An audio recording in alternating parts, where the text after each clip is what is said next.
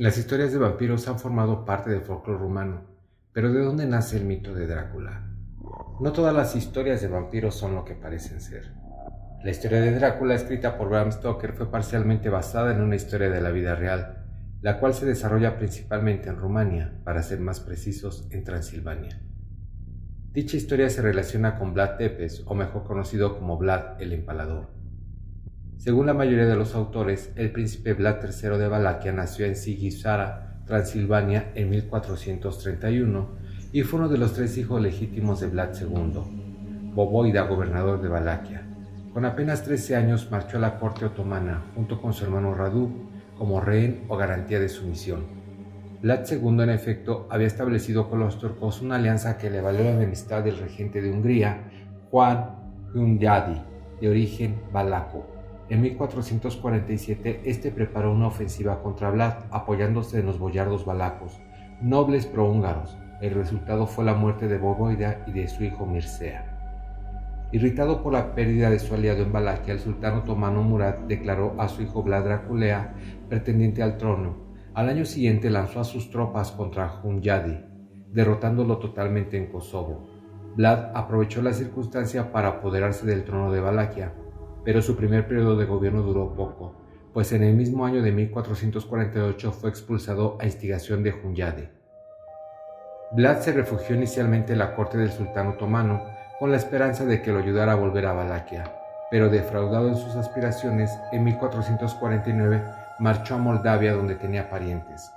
En los años siguientes intervino en las luchas intestinas moldavas, hasta que en 1451 marchó a Transilvania, instalado en ciudades alemanas del país, como Krozdad.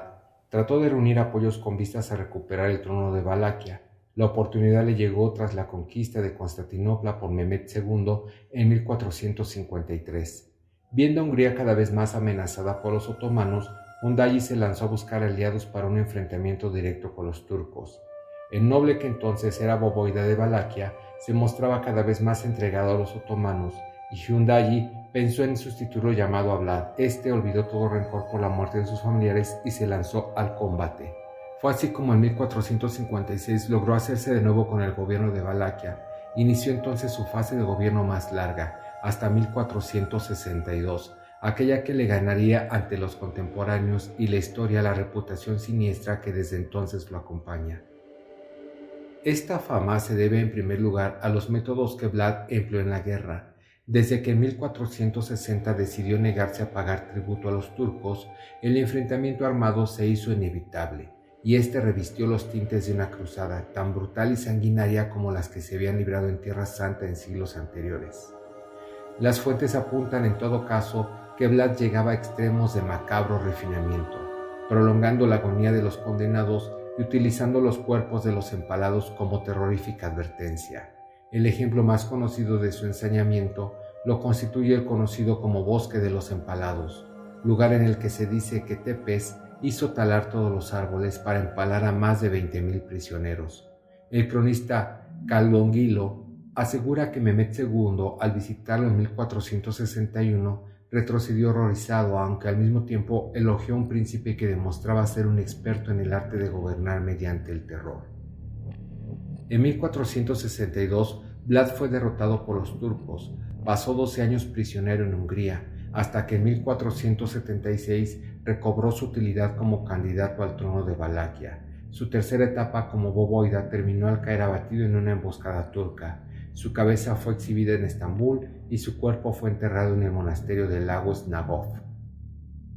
La fortuna del sobrenombre de Drácula se debe en realidad a una confusión. Su padre, el príncipe o Voivoda Vlad II de Valaquia, había ingresado en 1428 en la Orden del Dragón, Drac, en húngaro, de la mano del emperador Segismundo de Luxemburgo. Por ello, fue conocido en adelante como Vlad Dracul, mientras que a su hijo se le llamó Vlad Draculea, esto es, hijo de Drácul. Sin embargo, en la mitología rumana, la figura del dragón no existía y el término Drácul designaba al diablo, por lo que Vlad III pasó a ser en rumano el hijo del diablo. Ello coincide con la leyenda sobre la crueldad y ánimo sanguinario de Vlad, recogida ya por crónicas de su época. En ella se le presentaba como un príncipe aficionado a la tortura y entusiasta de la muerte lenta, que solía cenar bebiendo la sangre de sus víctimas o mojando pan en ella. Se calcula que en sus 3 periodos de gobierno, que suman apenas 7 años, ejecutó a unas 100.000 personas, en la mayoría de las ocasiones mediante la técnica del empalamiento. Por esta razón, se le conoce desde el siglo XVI como Vlad Tepes, esto es, Vlad el Empalador.